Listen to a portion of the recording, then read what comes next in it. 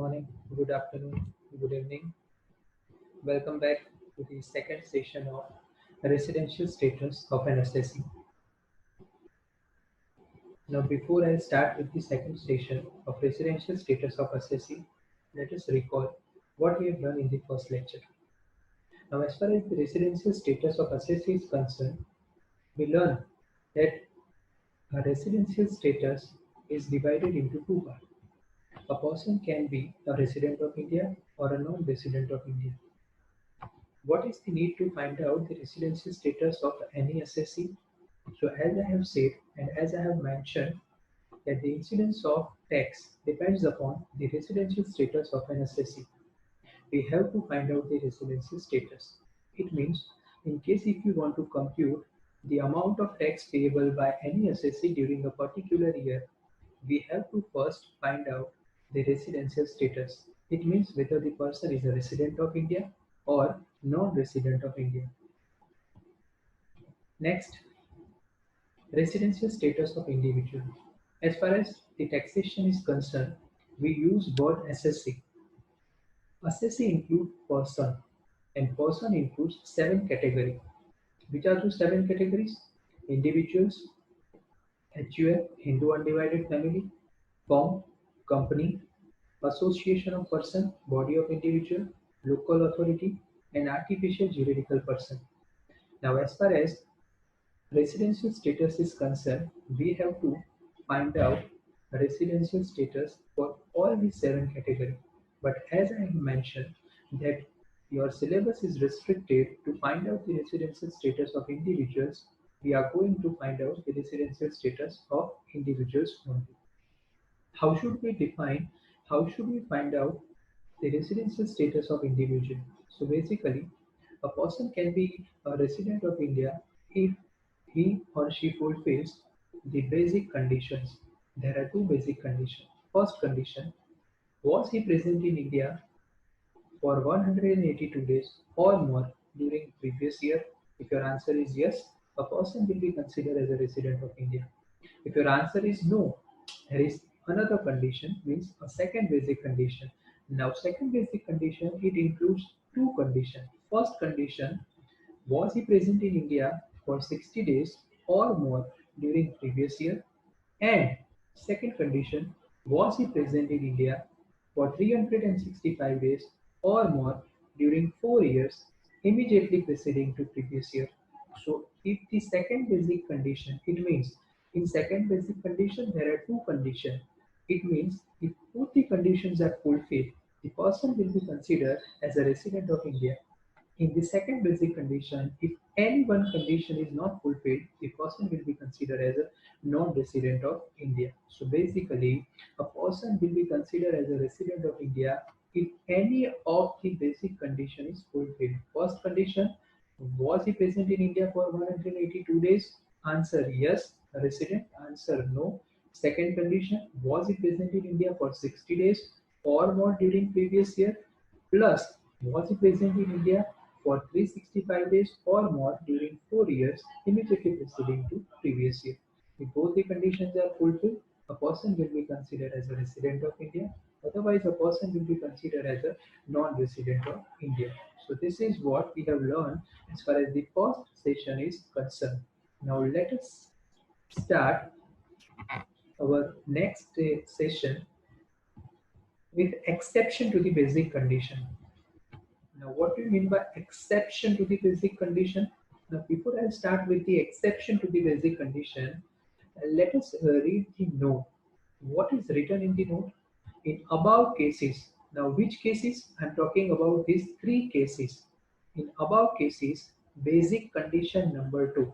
Beta, what do you mean by basic condition number two?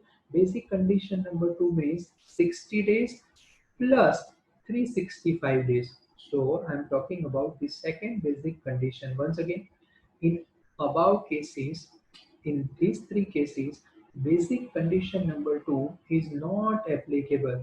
So बेटा क्या कहना चाहता है एक्सेप्शन? ये एक्सेप्शन ये कहना चाहते हैं अगर आपको एग्जाम में ये तीन एक्सेप्शन, ये तीन कंडीशन किसी भी क्वेश्चन में मिल जाए, then in such case basic condition number two will not be applicable.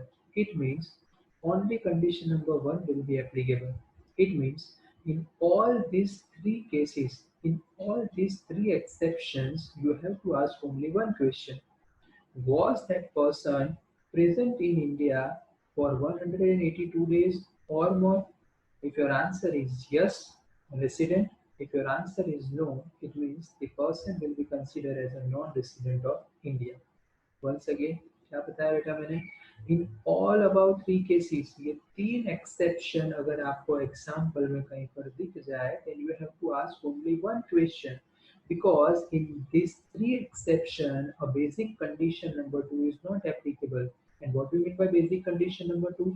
Basic condition number two का मतलब है ये condition 60 plus 365 days वाली. तो उस केस में आपको सिर्फ एक ही क्वेश्चन करना है. It means you have to ask the one question: was that person present in India for 182 days during previous year? If your answer is yes, a resident. If your answer is no, non-resident.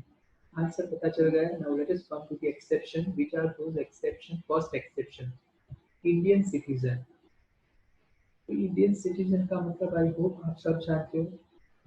When a person will be considered as a citizen of India, a person can become a citizen of India by two ways. First, by birth. Second, by registration. So we are talking about the Indian citizen. First exception: Indian citizen who leaves India during previous year for the purpose of employment. Simple है. क्या कहता है first exception? It says that any Indian citizen who leaves India during previous year for the purpose of employment. For the purpose of employment. Now this purpose of employment, it also includes self-employment. So let us take one example. Okay, Mr. X is a businessman and he visits Africa, Australia, even Pakistan during the previous year for the business purpose. So he visits Africa, America, Bangladesh for the purpose of employment. So it means he will be considered as an exception. तो उसका मतलब बेटा वो किसमें cover हो जाता है? Exception. And if the person is covered in the exception, we have to ask only one question: was he present in India for 182 days? If your answer is yes, resident. If your answer is no, non-resident. So the first one is Indian citizen who leaves India during previous year for the purpose of employment. Second, Indian citizen who leaves India during previous year as a member of crew of an Indian ship. Second condition क्या कहती है कि अगर कोई Indian citizen previous year में किस में work कर रहा है? कि इंडियन शिप में वर्क कर रहा है as a crew member of Indian ship, as a crew member of Indian ship, then that will be your second exception. तो इसका मतलब उस केस में भी एक ही क्वेश्चन करना है: was he present in India for 182 days? So your second exception is Indian citizen who leaves India during previous year as a crew member of an Indian ship. And third exception: Indian citizen or a person of Indian origin. Now we know how a person become Indian citizen. So as I said, a person become an Indian citizen by birth or by registration. But what do you mean by person of Indian origin? Let us read the sentence. Indian citizen or a person of Indian origin who comes on a visit to India during the relevant previous year. So now what do you mean by person of Indian origin? So let us check in the note.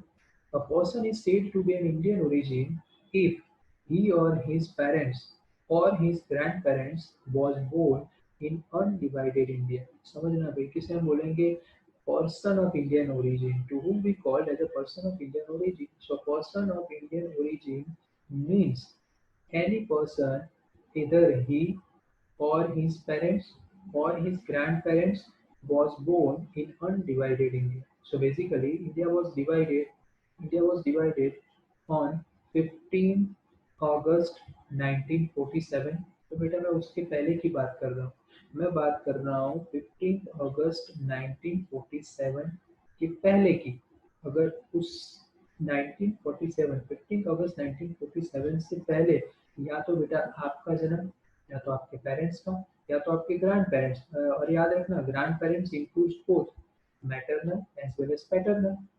So either you or your parents or your grandparents was born in undivided India, you will be treated as a person of Indian origin.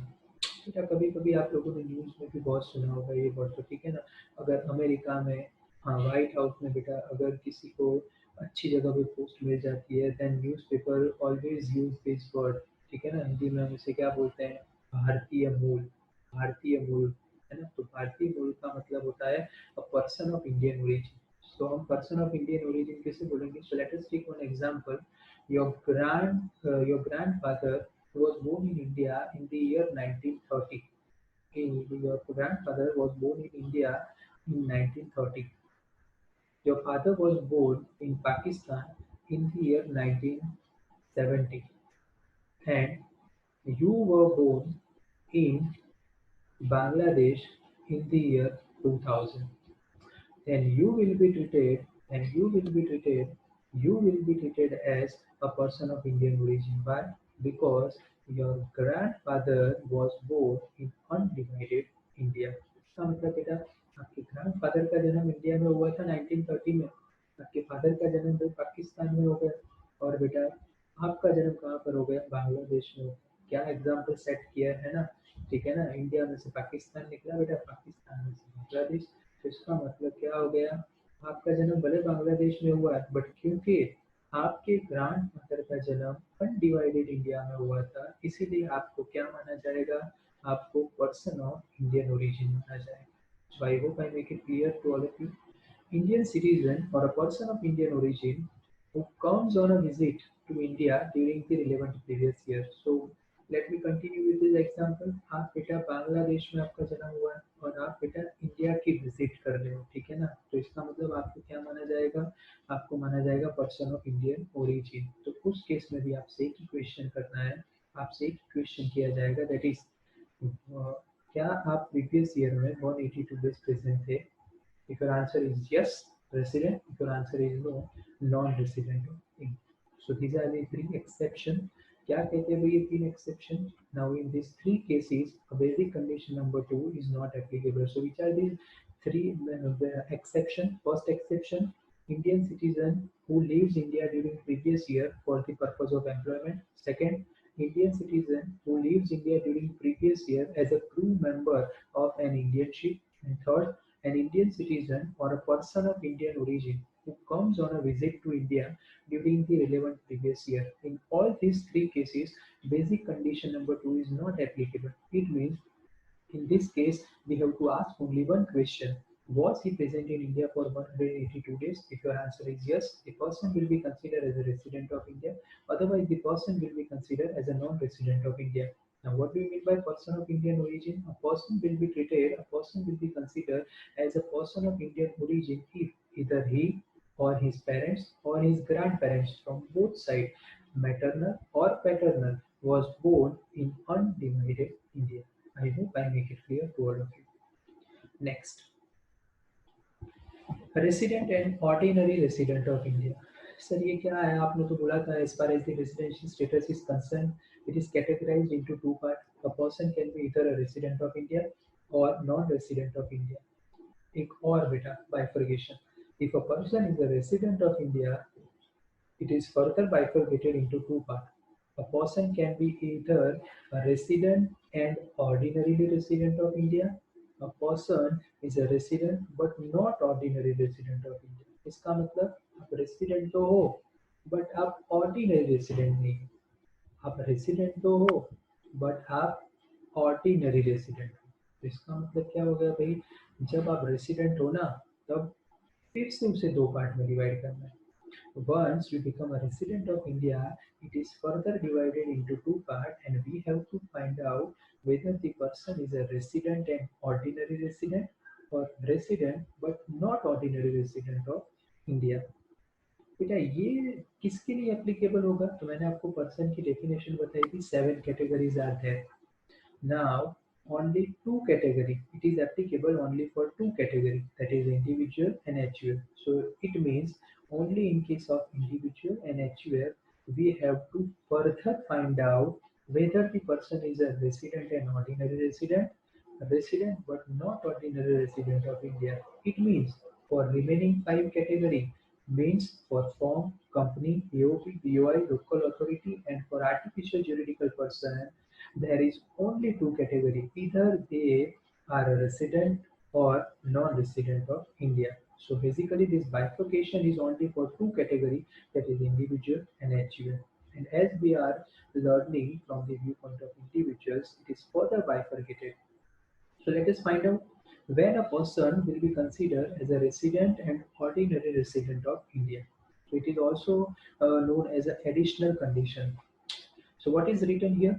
If the individual satisfy both the condition, remember, if the individual satisfy both the condition mentioned below, he is a resident and ordinary resident. Otherwise, he is a resident but not ordinary resident of India.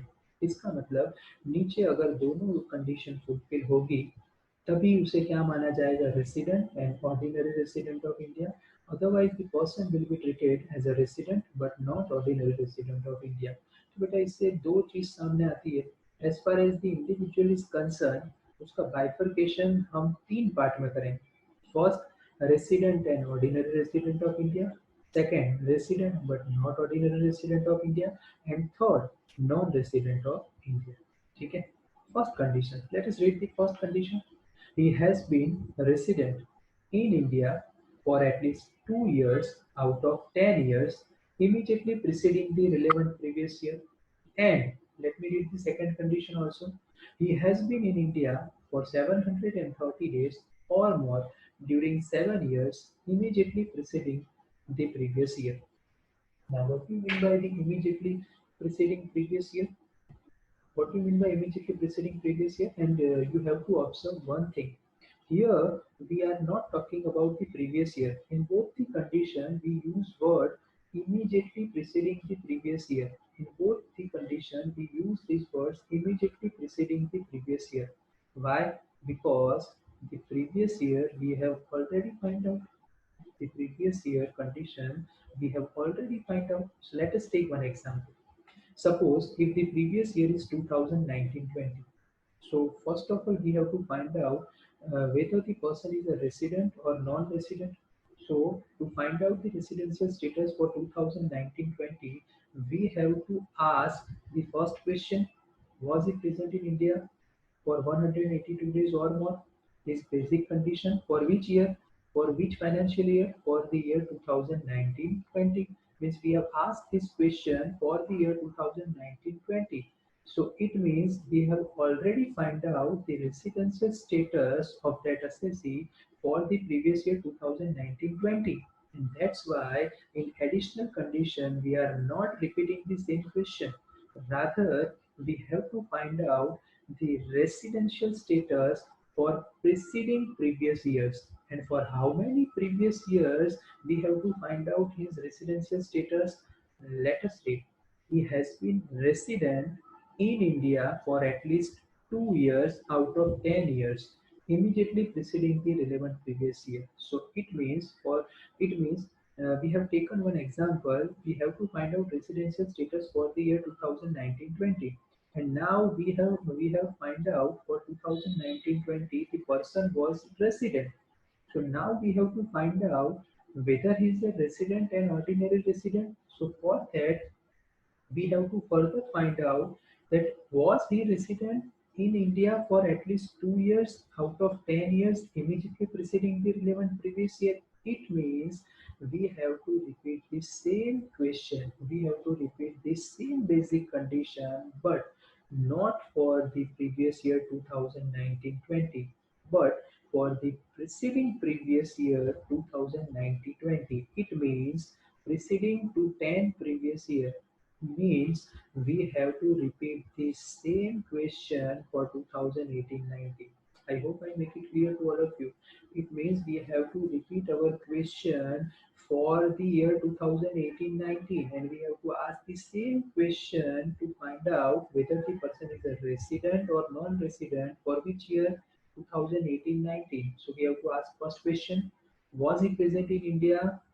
Was he present in India for 182 days or more during previous year? If your answer is yes, it means the person is a resident of India during 2018-19, but the condition says at least 2 years out of 10 years. So let us go ahead. Now we need to consider and we need to find out for 2017-18. Same question. Remember, we have to ask the same question, but what is going to be changed?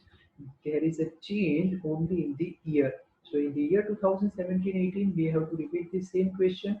Was he present in India for 182 days? Suppose your answer is no. So it means okay, we have to go to the second basic condition and ask the second question. Was he present in India for 60 days? Suppose your answer is no. It means for 2017-18, his residential status was non-resident of India. हमें तो आगे बढ़ना है बेटा. We have to go ahead and we have to find out for the next year 2016-17. Repeat the same question. Was he present in India for 182 days or more during previous year? Suppose if your answer is yes, it means अब आगे बढ़ने की जरूरत नहीं है, because once again we have to read the condition, and what the condition says. The condition says the person must be a resident for at least 2 years. So it means the person was a resident in the year 2018-19 and he was resident in the year 2016-17. It means अब आगे जाके बेटा find out करने की जरूरत नहीं है, because अगर आगे बाकी के साल में अगर आपका आंसर नॉन रेसिडेंट रहता है तो उससे कोई फर्क नहीं पड़ता है, because the condition is already fulfilled. But in case if your answer is negative in the year 2016-17, if your answer is negative in 2015-16, up to which year we have to find out his residential status up to 2009-10. It means up to 10 years preceding to previous. Are you getting my point? So the first additional condition says that we have to find out whether the person is a resident in India for at least 2 years out of 10 years. याद रखना, यहाँ पे ऐसा नहीं बोला है कि किसी भी 2 साल में. The word used here is for any 2 years. It is not said that any consecutive 2 years. The word here is any 2 years. So it means a person can be a resident in the year 2018-19, and a person may be a non-resident for 2017, 18, 16, 17, but he is a resident for the year 2015-16. Then the person will be considered, yes, as a resident of India for this condition. Next, second condition, and he has been in India for 730 days or more during 7 years immediately preceding the previous year. Simple है कि क्या कहती है condition? This condition says that a person must remain present in India for 730 days or more during 7 years immediately preceding to the previous year. So which is your previous year? Your previous year is 2019-20. और उसके आगे के 7 साल, तो इसका मतलब 18-19, 17-18, 16-17, 15-16, 14-15, 13-14.